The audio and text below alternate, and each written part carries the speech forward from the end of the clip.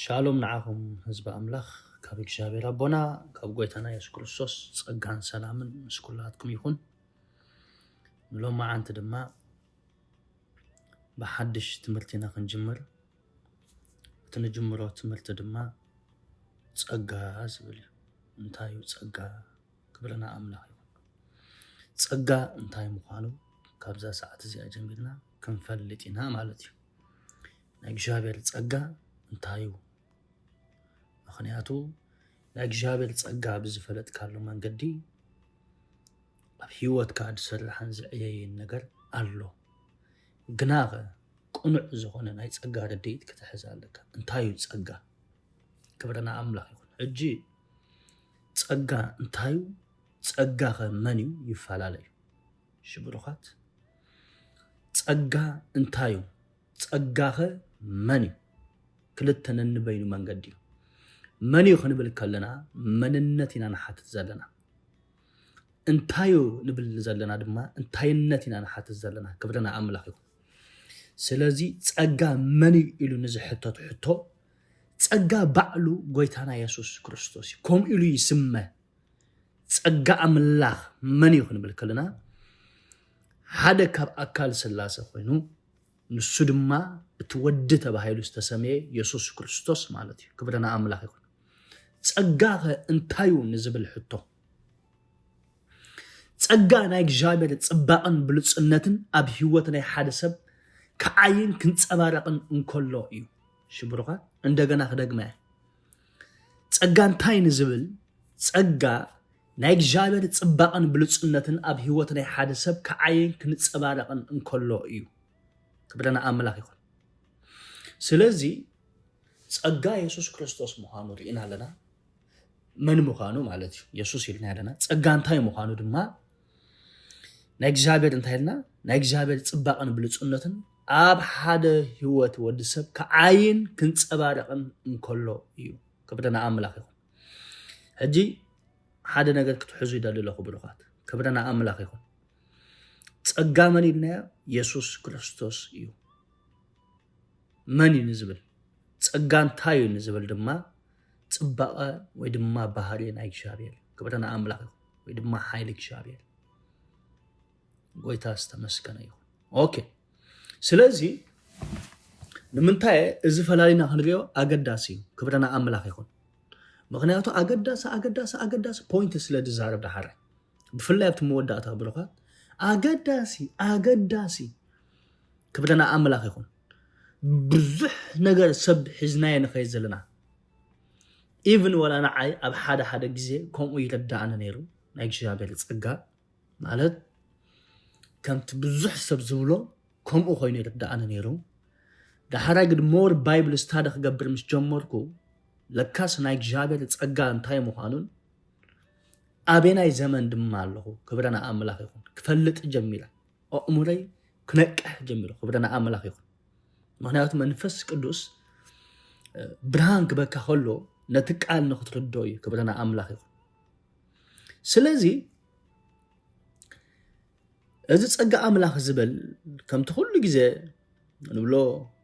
ወይ ድማ ንዛረቦ ክብረና ኣምላኽ ይኹን። ኣብ ቲቶስ ምዕራፍ 2 ከምዚ ዝብል ቃል ኣሎ። ቲቶስ ምዕራፍ 2 ካብ ጥቕሲ 11 ክንብበ ጸጋ ኣምላኽ ተገሊጹ እሞ ንኩሉ ሰብ ምድሓን ኣምጽኡ። ክብረና ኣምላኽ ይኹን። እቲ ጸጋ ኣምላኽ እንታይ ገይሩ? ተገሊጹ እዩ። ንኩሉ ሰብ ድማ እንታይ ገይሩ? ምድሓን ኣምጽኡ። ክብረና ኣምላኽ ይኹን። ኦኬ። ስለዚ እቲ ጸጋ ኣምላኽ ተገሊጹ እዩ ዝብለና ዘሎ ሕጂ ብዚ ኦኬ። ቀደም ከንታይ ነይሩ? ኣይተገልጸን ነይሩ ማለት ኣብዚ ጽሑፍ እዚ እንታይ ዝብለና ዘሎ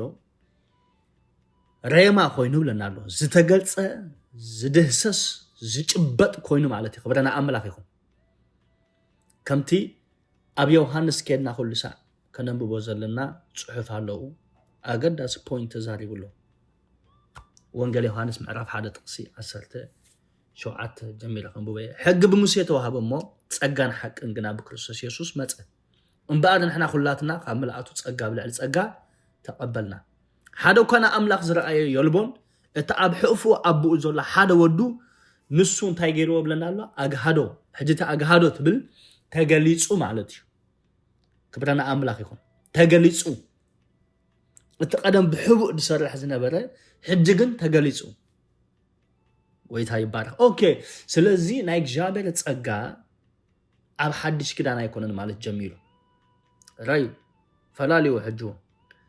ኣብ ብሉይ ክዳን ናይ እግዚአብሔር ጸጋ ይሰርሕ ነይሩ ግን ኣይተገልጸን እንደገና ከደጉሜ ናይ እግዚአብሔር ጸጋ ኣብ ብሉይ ክዳን ይሰርሕ ነይሩ ግና ከንታይ ገበረን ንብለኩም ኣለኹ ኣይተገልጸን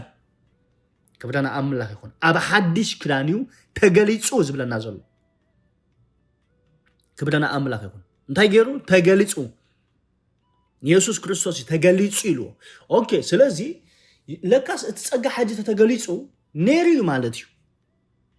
ክብረና ኣምላኽ ይኹን ሓድሽ ዝመጸሰ ኣይኮነን ነይሩ እቲ ጸጋ ክብረና ኣምላኽ ይኹን ሕጂ እንታይ ዝብለና ዘሎ ናይ እግዚአብሔር ቃል ለካስ እቲ ጸጋ ዝነበረ እዩ ሕጂ ግን እንታይ ዝገበረ እዩ ማኒፌስት ወይ ድማ ዝተገለጸ እዩ ተብለኑ ጎይታ ይኹን ኦኬ ሕጂ ኣብ ዘፍጥረት ክንከይድና ዘፍጥረት ምዕራፍ 1 ምክንያቱ ናይ እግዚአብሔር ጸጋ ኣብ ብሉይ ክዳን ትንክፍ እንዳበልና እንዳራኣና ክንከይድና ምክንያቱ ኣብ ብሉይ ክዳን ናይ እግዚአብሔር ጸጋ ብሕቡእ ገይሩ እንታይ ይገብር ነይሩ ይሰርሕ ነይሩ ክብረና ኣምላኽ ይኹን ኣይተገልጸን ግና ከንታይ ይገብር ነይሩ ይሰርሕ ነይሩ ንኣብነት ዘፍጥረት ምዕራፍ 3 ንኸይድ ኩሉና ዘፍጥረት ምዕራፍ 3 ኦኬ ካብ 20 ከነንብቦ ኢና እቲ ሰብኣይ ድማ ንሰበይቱ ኣደ ኩሉ ህያዋን ኮይና እሞ ሄዋን ኢሉ ሰመያ እግዚአብሔር ኣምላኽ ድማ ንኣዳም ንሰበይቱን ደበሎ ገይሩ ኸደኖም እንታይ ገይሩ እግዚአብሔር ከዲኖም ንኣዳም ንሰበይቱን ደበሎ ገይሩ ተገይሮም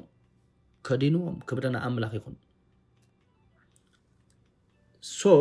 እግዚአብሔር እንታይ ዝገብር ዘሎ ብዚ ሕጂ ፊት ንፊት ምስ ኣዳምን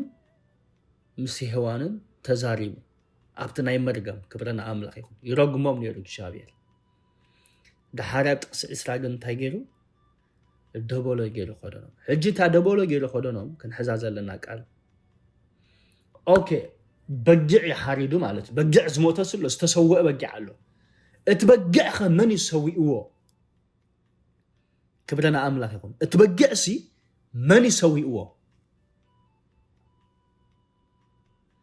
ናይቲ በጊዕ ሰዋእ በዓሉ እግዚአብሔር እዩ ጎይታ ዝተባረኸ ይኹን ናይቲ በጊዕ ሰዋእ መን እዩ እግዚአብሔር በዓሉ እዩ ሰዋእ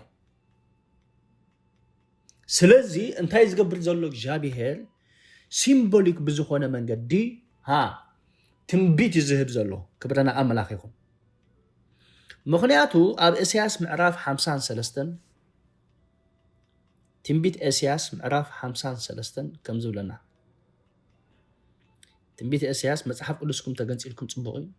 ትንቢት ኢሳያስ ምዕራፍ 53 ኦኬ ካብ 10 ከንብበ እግዚአብሔር ግና ብመከራ ክሕምሽሾ ፈተወ እግዚአብሔር ሲ ብመከራ ክሕምሽሾ ፈተወ ንኢየሱስ ክርስቶስ ዝሓምሸሾ ሰብ የለን ክብረና ኣምላኽ ይኹን እግዚአብሔር እዩ ንጎይታና ኢየሱስ ክርስቶስ ታገይርዎ ሓምሽሽዎ ምክንያቱ ነቲ በጊዕ እውን ኣብ ዘፍጥረት ዝሰውኦ ንሱ ባዕሉ እዩ ካልእ ሰብ ኣይነበረ ጎይታ ዝተባረኸ ይኹን ስለዚ ናይ እግዚአብሔር ጸጋ ካብቲ ናይ ኣዳም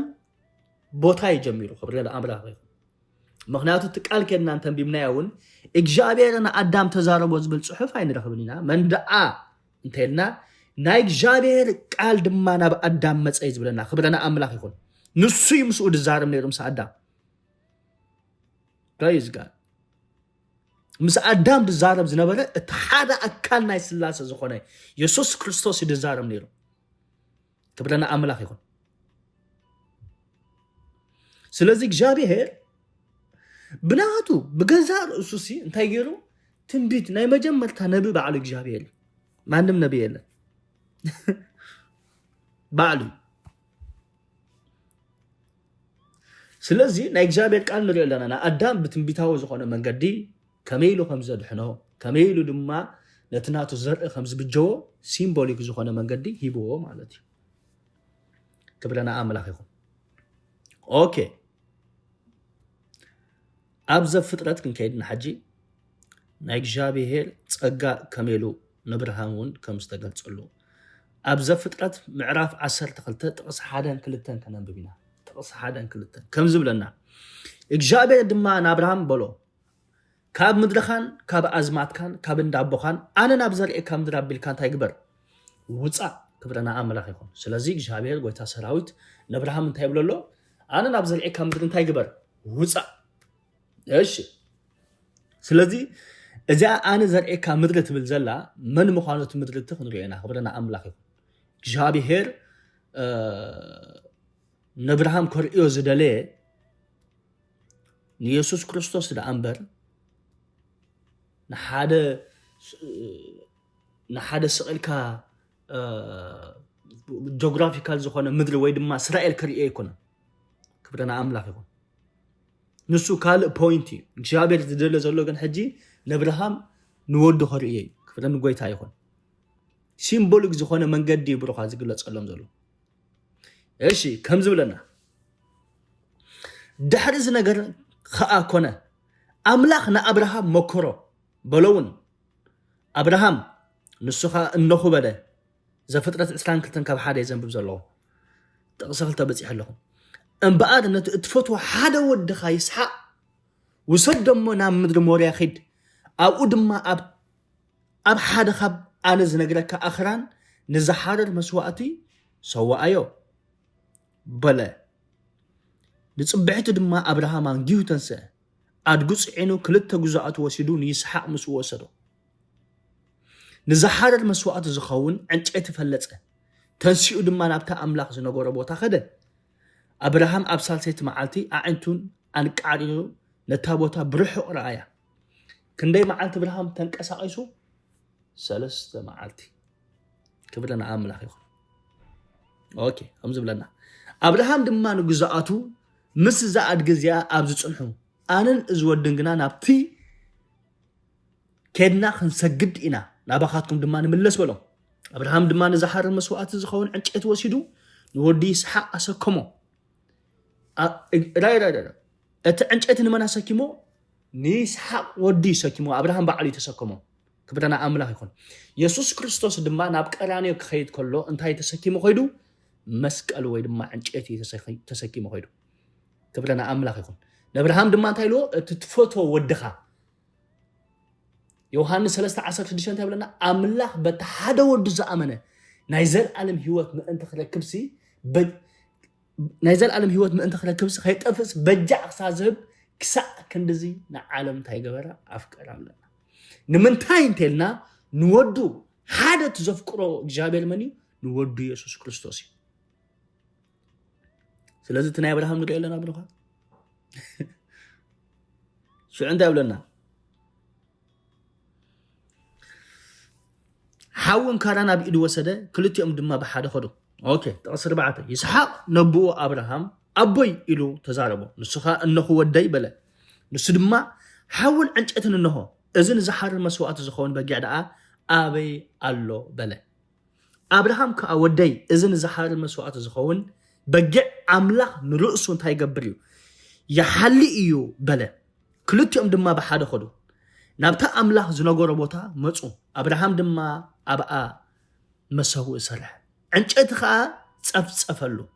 نودو يسحق أسيلو دما أبت مسوي أبلع العنجتي بت أبلو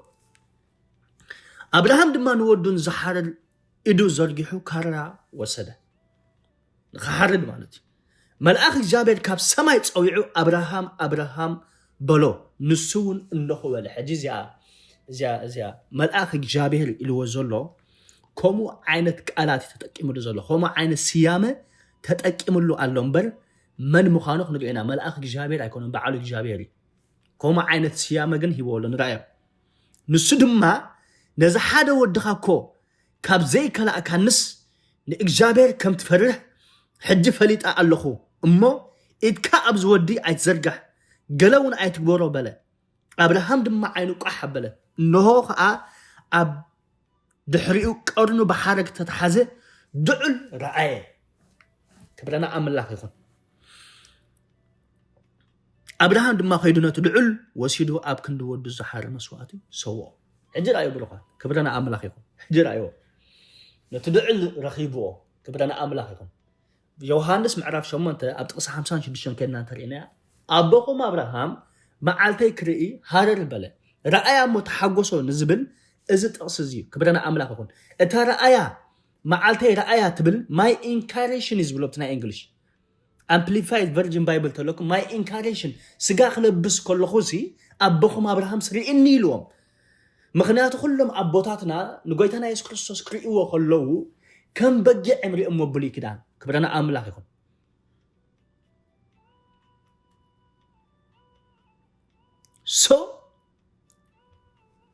انتي قبل له حجي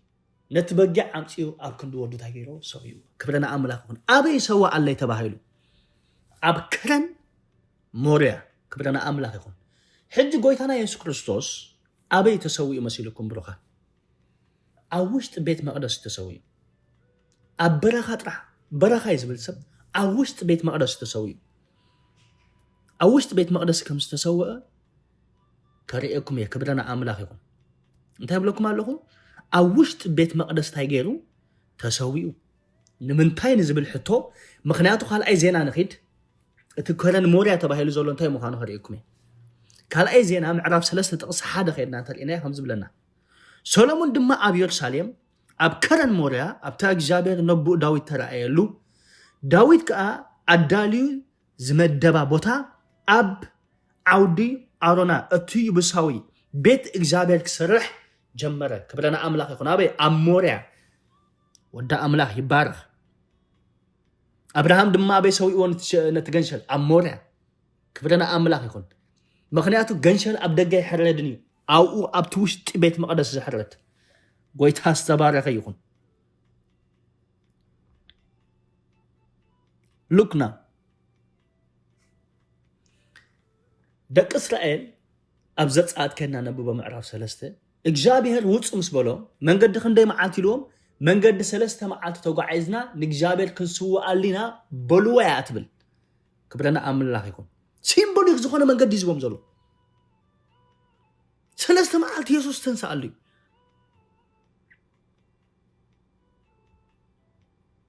تريوا لكم بلوغات بحبو سنا إجابير تسقان تايقبر نيرو يسرح نيرو يسرح نيرو بلوغات تقليتي كنا نبل زلنا أبولي كدان سنا إجابير تسقان تايقبر نيرو يسرح نيرو كبرنا أملاك يكون ودا أملاك زتبارك يكون مخنياتو زي أقداسن كنفلت أزقبا الناس اللي زخون يبلوغات قويتا استبارك يكون منفس قدوس كل جزء بروخات قالوا قلت لنا أنت زجمر متردأنا يو حسب أملاك دما مستوعلنا يو قبلنا أملاك يكون قال دانيال نبصوتن كم استقلت لهم كنرينا أب دانيال معرف سلسة قاب تقص 10 شعات خنببنا شعو نبكدناصر بسدراقن ميثاقن عبدنغون انبزاتن عدده ترئيت قصون تلوط إذا مالت حجي نبتي دشرحو مثل سجود سلزبولهم أين سجدنا يلهم حقهم يمكا إسرائيلاوين يمسهم إبراهيم يكونوا كبرنا أملاك يكون هذا نجار يمسفلت إسرائيلاوين نجابير أنتي مقبار مسجع لك أحزاب سيكونوا كأحزاب يكونوا إسران تقص إسرا أوكي دانيال سلسة أسر شعة بيمنا تقص إسرا سدراء ميثاق عبدنغون كأسروم نابتو جهور أتون حاوخ دربيون كابت سراويتو حيالات سبات عززة شعزم سبات زياتهم بقامشومن بارنبوسومن مقوانات أفيومن بخلو خداونتهم تأسلو نابتو جهور اتون حاوخات دربيو اتت ازاز نقص انبزا زغنحة اتو دم عزيز سلزرسنة اتهال تحاوي نوتهم نسدراقن ميثاقن عبدنغون زدربيوهم سبات قتلو ازيوم سلسة سبات زيوم سدراء ميثاق عبدنغو بأسراتهم نابتو جهور اتون حاوي تدربيو انت رئينا يقن انتهي تبري شوعاتا جزة كبلنا أملاك يكون انتهي قبروا ኣንድድዎ ብሸውዓተ ዕፅፊ እንታይ ግበርዎ ኣንድድዎ እያ ትብል ንምንታይ ሸውዓተ ኢሉ ሸውዓተ ዝብል ቁፅሪ ፐርፌክሽን ዝፅውዕ ብሩኻት ክብረና ኣምላኽ ይኹን ምሉእነት ማለት እዩ fullness of God ይዛረብ ክብረን ጎይታ ይኹን ኢየሱስ ወዲ ኣምላኽ ድማ ኣብቲ ምልኣት ዝግለጽ ጎይታ ይባረኽ ራእዮም ንዘይ ሰባት እዮም ምስ ደርበዮም ኣብቲ እቶን ሓዊ ሸውዓተ ግዜ ምስ ነደደዮም ግን ደርቤሞም ምክንያቱ ኢየሱስ ወዲ ኣምላኽ ኣብ ምልኣት ዝግለጽ ራእዮ ሕጅ ጥቕሲ 24 ሽዑቱ ንጉስ ነብዩኮናፃር ሰንበደ ተቐላጢፉ ተንስአ ነማኸርቱ ድማ እቶም ኣሲርና ናብ ሓዊ ዝደርበናዮም ሰለስተ ሰባት ዶ ኣይኮኑን ኢሉ በሎም ንሳቶም ከዓ ንጉስ ርግጽ እዩ ወንጉስ ኢሎም መለሱሉ ንሱኻ እነሆ ኣነ 4 ፍቱሓት ሰባት ገለኳ ከይጎድኦም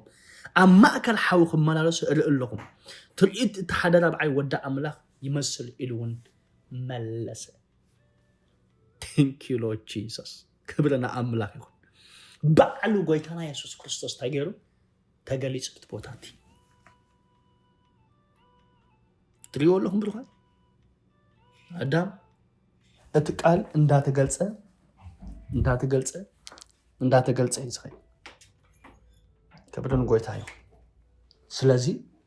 ኣብዛ ፍጥረትና ኣዳም ተገሊጹሉ ኣብዛ ፍጥረት መሊስን አብርሃም ተገሊጹሉ ኩልኹም ትንክፎ ስለዘይንኽእልና በባሓደ ክብረና ኣምላኽ ይኹን ከምኡ ድማ ንዳንኤል ተገሊጹሉ ኣብዚ መፀ ድማ ገለገለ ክንትንክፍ ኢና ኣብ ብሉይ ኪዳን ናይ እግዚአብሔር ጸጋ ባዕሉ ብሕቡእ ይዛረቦም ከም ዝነበረ ክብረን ጎይታ ይኹን ንሎም መዓንቲ ግን ኣብዚ ያእኸለና ማለት እዩ ኣብዚ መፀ ክንቅጽሎ ኢና ግናኸ ነዛ ትምህርቲ እዚኣ ትሰምዑ ዘለኹም ከዓ ንጎይታና ኢየሱስ ክርስቶስ ከም ናይ ግሊ መድሓኒኹም ዘይተቐበልኩሞ እንተለኹም እዚ ሓፃር ናይ መድሓን ጸሎት ምሳይ ክትጽልዩ እዕድመኩም ወእግዚአብሔር ኣቦይ ናባኻ እመጽእ ኣለኹ ወድኻ ኢየሱስ ክርስቶስ ምእንቲ ሓጢኣተይ ከም ዝሞተን ከም ዝተቐብረን ብሳልሰይቲ መዓልቲ ድማ ካብ ሞት ከም ዝተንስአን ብልበይ ይኣምን ኣለኹ ብኣፈይ ድማ ኢየሱስ ክርስቶስ ንሱ ወዲ ኣምላኽ ምዃኑ እምስክር ኣለኹ እዚኣ ጸሎት እዚኣ ድጸለኹም ናይ ዘለዓለም ህይወት ካብዛ ሰዓት እዚኣ ረኺብኩም ጸዲቅኩም ኢኹም ተቐዲስኩም ኢኹም ክብረና ኣምላኽ ይኹን ግና ኸቲ ጽሑፍ እንታይ ዝብል ኩሉ ሰብ ክድሕን ቀዳማይ ጢሞቴዎስ ምዕራፍ 2 ማለት እዩ ኩሉ ሰብ ክድሕን ጥቕሲ 3 ኩሉ ሰብ ክድሕን ናብ ፍልጠት ሓቂ ድማ ክበጽሕ እዚ ኣብ ቅድሚ ኣምላኽን ጽቡቕን ቅቡልኒ ስለዚ ጎይታና ኢየሱስ ክርስቶስ እውን ባዕሉ እንታይ ኢሉ ኣሎ ነቲ ሓቂ እንታይ ክትገብርዋ ኢኹም ክትፈልጥዋ ኢኹም ክብረና ኣምላኽ ይኹን ክትኣምንዋ ኢኹም ዘይኮነስ ክትፈልጥዋ ኢኹም ስለዚ ነዚ ኣሚንኩሞ ዘለኹም ጎይታ ንኽትፈልጥዎ ኣብ ጥቓኹም ዘሎ ኣብያተ ቤተክርስትያናት ክትከዱ ዕድመኩም ክሳዕ ዝመጽእ ንራኸብ ጸጋ ጎይታና ኢየሱስ ክርስቶስ ሕብረት መንፈስ ቅዱስን ናይ እግዚአብሔር ሰላምን ናይ እግዚአብሔር ዕረፍትን ኣብ ህይወትኩም ይግዛእ ዝኾነ ዓይነት ዲፕሬሽን ዝኾነ ዓይነት ሕማም ካብ ህይወትኩም ብሽም ኢየሱስ ክርስቶስ ይነቐል ዝኾነ ዓይነት ንኸይትጽልዩ ንኸይተንብቡ ዝሕዘኩም ዘበለ በናዝሬቱ በኢየሱስ ስም ዝተሰብረ ይኹን ብሽም ኢየሱስ ክርስቶስ ናዝሬታዊ ዝተሰብረ ይኹን ኣብ ህይወትኩም ፍሉይ ምንቅቃሕ ይኹን ኣብ ህይወትኩም ፍሉይ ዝኾነ ናይ እግዚአብሔር ጸጋ ይንቀሳቐስ in Jesus mighty name amen